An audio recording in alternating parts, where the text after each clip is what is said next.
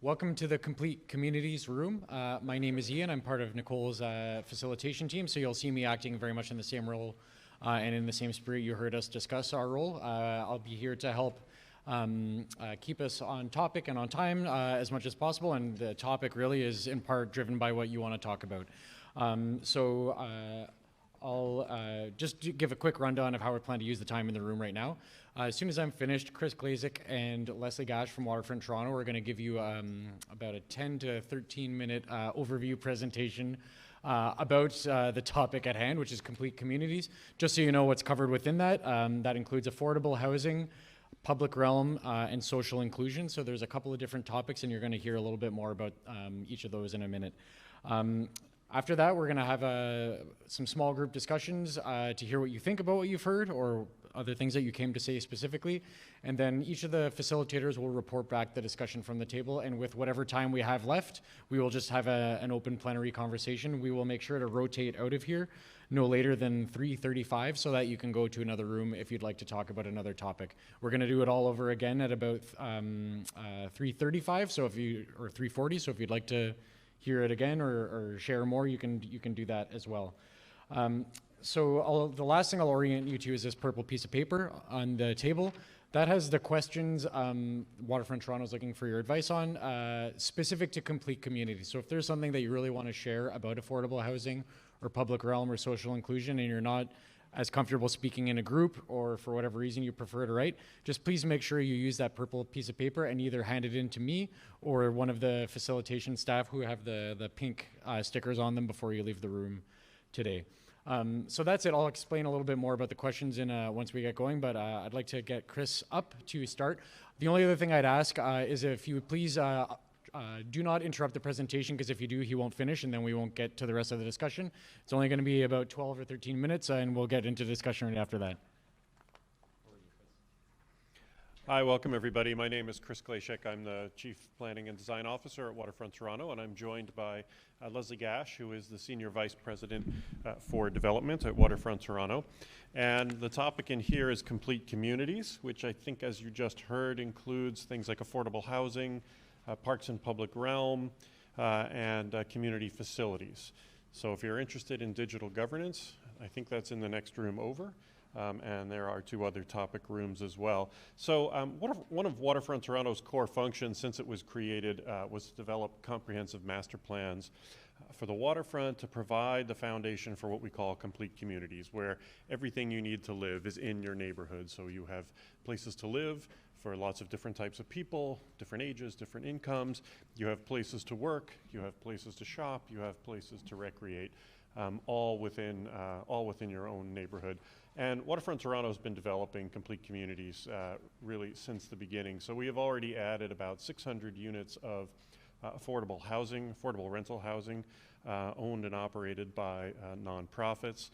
We have built about 43 hectares of parks and public open space along the waterfront, including 26 kilometers of linear parks and trails.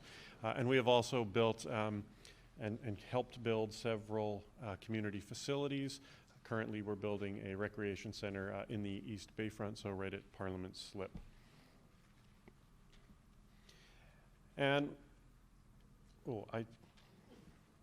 this is the picture I want to talk to. So really what we're trying to do is address many of the urban challenges that are facing our city. We're growing at an incredible rate.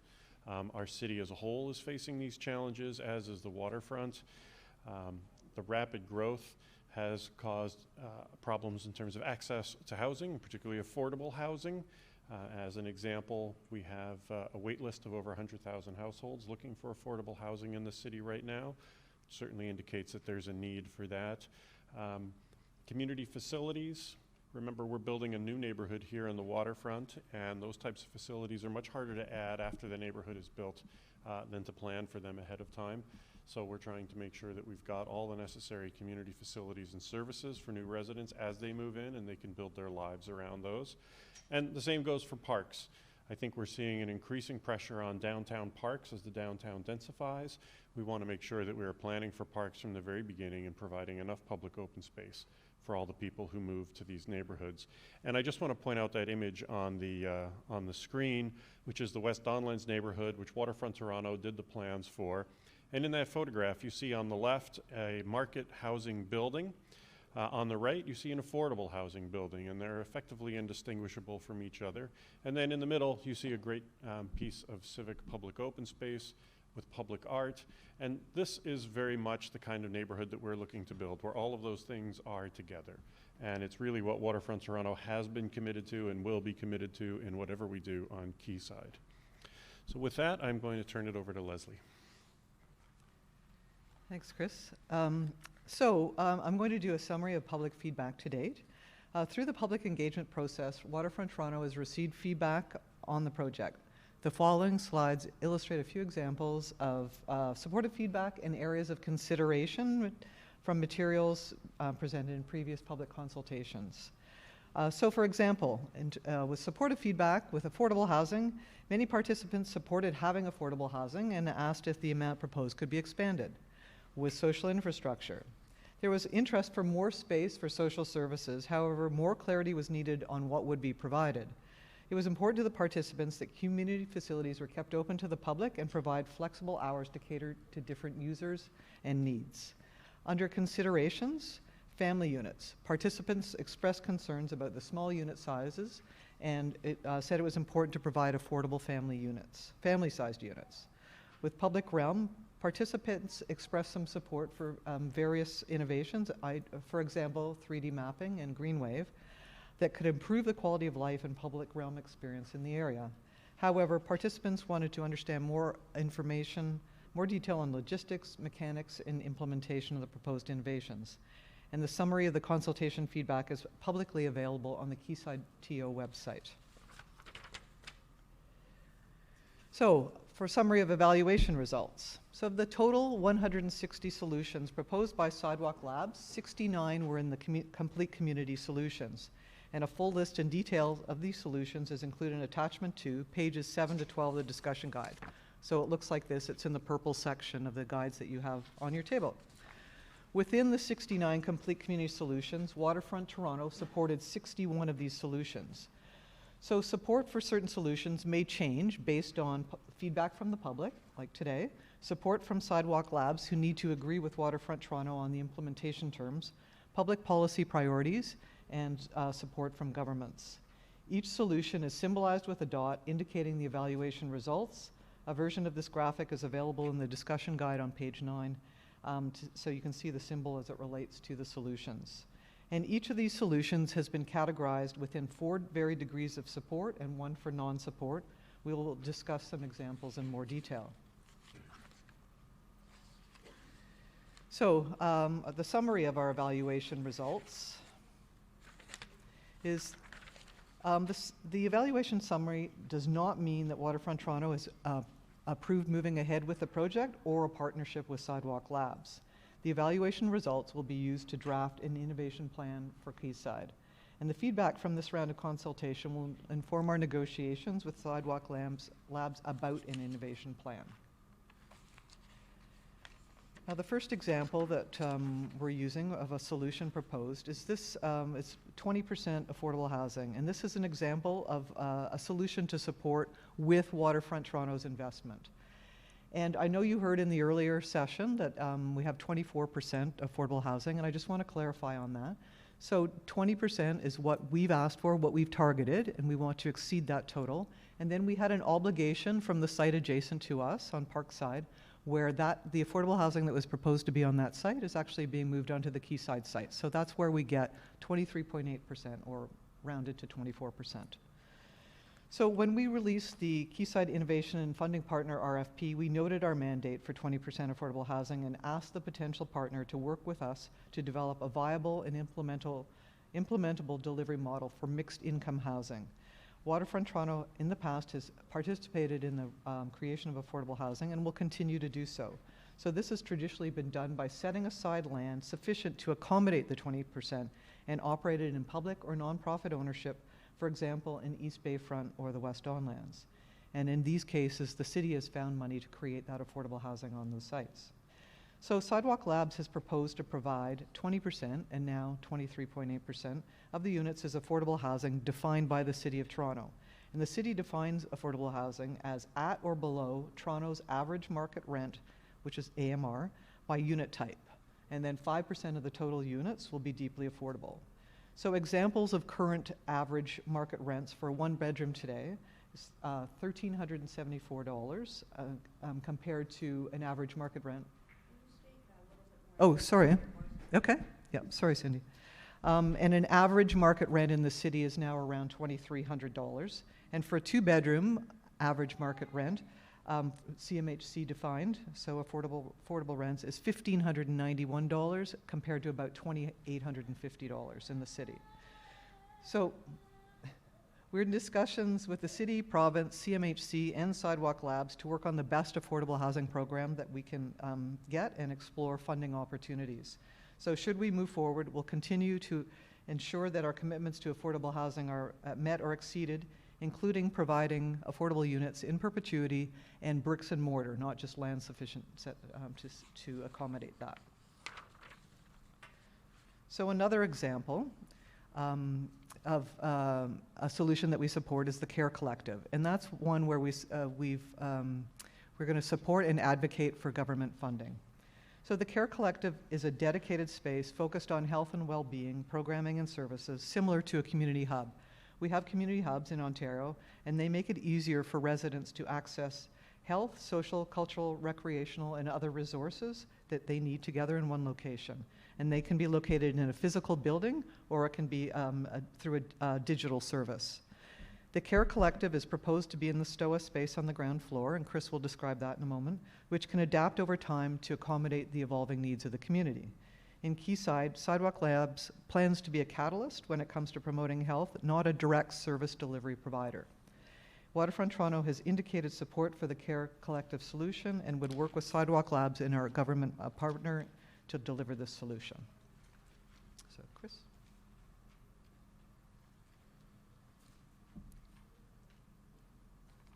This slide shows an example of a solution that Waterfront Toronto proposes to support with Waterfront Toronto investment. This is a real-time digital map of the utility network and the public realm assets. And the reason we're interested in supporting this is that this would enable us to have a much better idea of how our utility network is laid out and functioning in the city. Hard as it may be to believe, in some cases today we don't know exactly where the pipes are in the ground, and when it comes time to upgrade a service or repair a street, we don't exactly know what's down there and what's going to be required to fix it, which makes it hard to schedule, makes it hard to budget.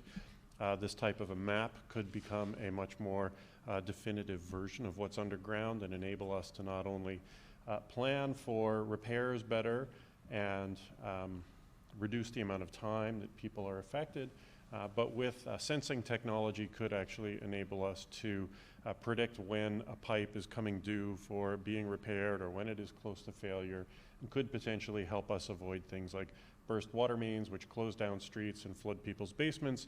We could send someone out to repair this before that even happens. And one of the benefits of a system like this ultimately is to reduce maintenance cost. All of what we're building here is really new infrastructure for the city, so it's creating new demands on the city's already taxed services. And if we can provide these facilities in a way that doesn't really add to what it costs the city to take care of itself today, then we've made it actually easier, faster, and cheaper to do the kind of maintenance work that people expect us to be able to deliver. An example of a solution that we support with some regulatory change is what's called the STOA, and that term comes from the ancient Greek markets, which were where everybody went to get almost everything that they needed for their daily lives. We've kind of brought that term back here. Effectively, you could think of it as a kind of St. Lawrence market, but with a much bigger diversity of uses all happening under the same roof. So there might be retail, there might be food, there might also be artist studios, there might be live-work environments, there might even be light manufacturing and maker spaces. And because the space is so flexible, it can grow and contract for different users on a much more real-time basis. which would enable the ground floors of the buildings to be much more responsive to market demand, to changing demographics in the neighborhood, and because it would be open and permeable to pedestrians, not only expands the public realm, but creates that much more vibrancy and dynamism and active street life, which is something that we have heard repeatedly that people want to see on the waterfront. They want the streets to feel alive and populated and kind of buzzing. So we think this solution has a lot of merit. Having this type of diversity of use all under one roof does require us to look at how we regulate the use of these spaces. That type of mixing is not really permitted today, but with performance measurements, we think that you could actually achieve this and have something very unique in Quayside. This next one is an example of a solution that Waterfront Toronto has chosen not to support. This was the outdoor comfort system, sometimes called the building Raincoats. And while we acknowledge that these raincoats could provide protection from rain and snow, we haven't seen demonstrated that they provide much more comfort benefit beyond that. And at the same time, they present some real challenges because there are structures introduced into the public right-of-way on the sidewalk that are big and potentially constrain pedestrian movement, and more significantly may not really meet AODA requirements. People who are visually impaired may not see these big structures in the middle of the sidewalk and may have trouble navigating them, may even bump into them.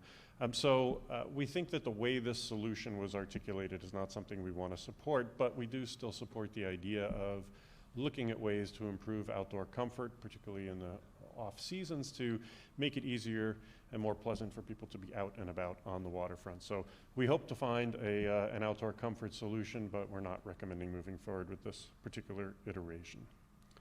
So with that, I think I'm turning it back to Ian. Thank you, Chris. So, you've heard from us lots. We want to hear from you now. These are the 4 questions. I won't repeat them because you've heard them multiple times, but suffice to say, these are really intended to be a starting point for your discussion. We want to hear what you think of the emerging evaluation results. If you agree or if you disagree, if there's anything you would like to see prioritized, if there's anything you're really concerned about, or whatever else it is that you came specifically to tell us about. So I'm just going to ask the facilitators at each table to put their hand straight up, just so that everybody can see who you are. So they are really going to be there to help walk through the questions. They'll use them as a starting point, but they are also there just to document the discussion that you have. So what we're going to do is we'll have some small group discussions around these questions for about 20 minutes, and then each of the facilitators will report back 1 or 2 points from their group. And if we have time after, which I suspect we will not, but if we do, we'll have a bit of an open plenary here. So that's it. And I know there's one really small group here, so you may want to move over to another, but if you want to stay there and just the 3 of you, that's no problem too. And you may want to start just by introducing yourselves, and then you can dive right into it.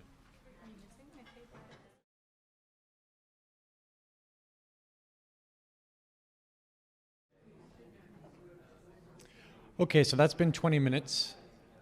I'm going to ask if you just wrap up your last point, and then I'll start with Meg on my right here.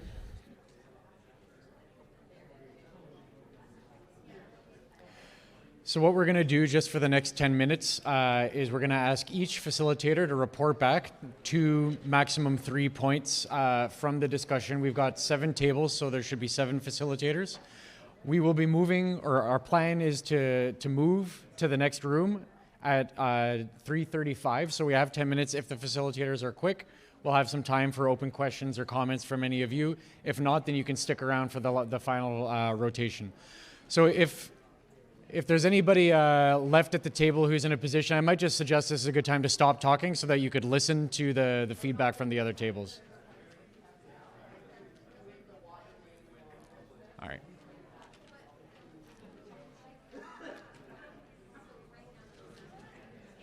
Hey, Ben and Jed, you guys going to be ready? Everybody ready? All right, here we go. We're going to start with Meg.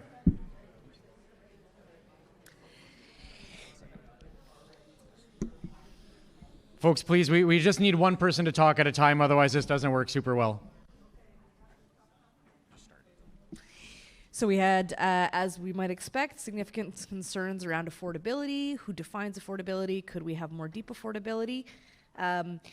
We had some very positive responses to aspects of the infrastructure, such as the civic assembly and the digital utility work. An important point that Indigenous groups should not only be consulted, but their consent should be sought from. Not only recognize treaty holding members, but also all Indigenous people in the City of Toronto. Okay, so we spoke a lot about the actual units inside of these developments. So can they accommodate larger families or multi-generational families? Also, how do we facilitate a culture or community in the area? There seems to be a heavy focus on technology and not so much on human interactions. How do we make this sustainable, maybe involving different financial models, like business models here? And then, of course, we spoke a bit about a need for more affordable housing in the plan as well. Our group had a very interesting discussion about affordable housing details, so looking at a full range of units, mixed and rental, but also being a bit more ambitious in the affordable housing to be 100%. We also looked at the STOAs and the social infrastructure, looking at the inclusion of schools, daycares, senior centers, community centers, shared spaces, artist spaces, theater spaces, but also different uses in different times of the day. Yeah. So with the scale back to 12 acres, questions about the viability of all of these innovations, and with a ballpark estimate of 6,000 people living there, either the transit's going to have to be ramped up a lot to bring in people from outside, or in fact, this is still Sidewalk Labs' hidden agenda is to acquire other lands after the fact that they, well, you get that. And also in our favorite topic of affordability is co-op and co-ownership part of the equation, should be. And also, instead of taking Toronto market rents and doing the percentage equation with that, reverse engineer from income instead in terms of affordability. So we had three main themes at ours, one being diversity. So our team there wanted more specifics about who is going to be, like, how do you build more social dialogue, more engagement within the neighborhood. Second one is, where's the money coming from? So who's paying for all of these solutions? And third one was data collection. We need more clarification on that.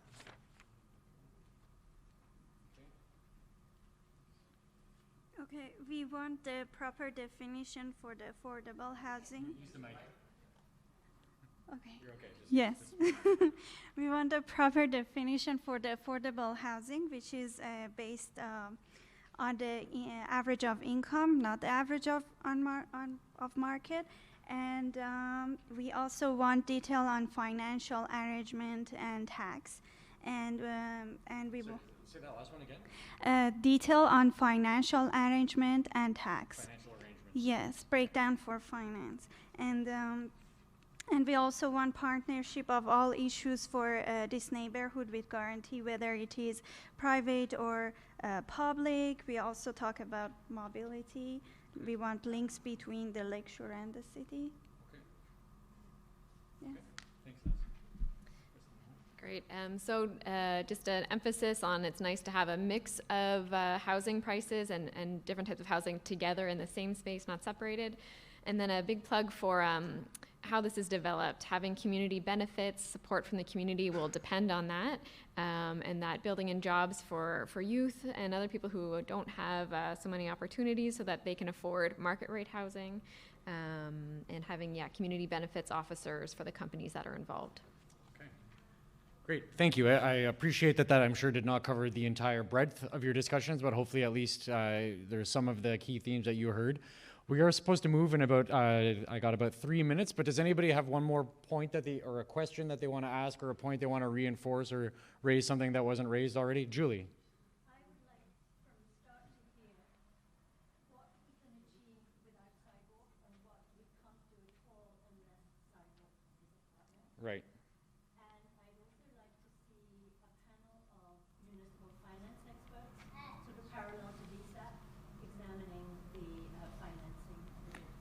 Okay, so there's, I think, two pieces of advice there. The first one is to have some kind of analysis of what can be done without sidewalk versus with sidewalk.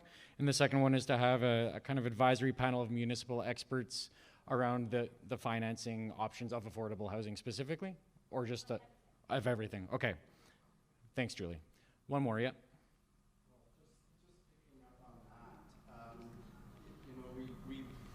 As mentioned earlier in the other session, Mhm. $1.2 billion was raised for $3 of government for flood control, and that's under construction. That was all done by the Sidewalk Labs. Mhm. I think we should approach, we should take the same approach to building affordable housing here on the waterfront. Thank you, Mayor Tory and Waterfront Toronto for getting it for the flood control. Now we need you to do the same to get affordable housing here. And it should be substantially more than 20%. That's the biggest crisis in Toronto now. That's what Waterfront Toronto should dedicate itself to, and the city. Okay, thank you. I think maybe we got one more, and then we got to move. Is there one more, or you can have an extra minute to move? Okay, so thank you for your time. We will report this back to the bigger room, and there will be more time in the plenary if you have additional questions. I know some of those topics are wide-ranging, so thank you.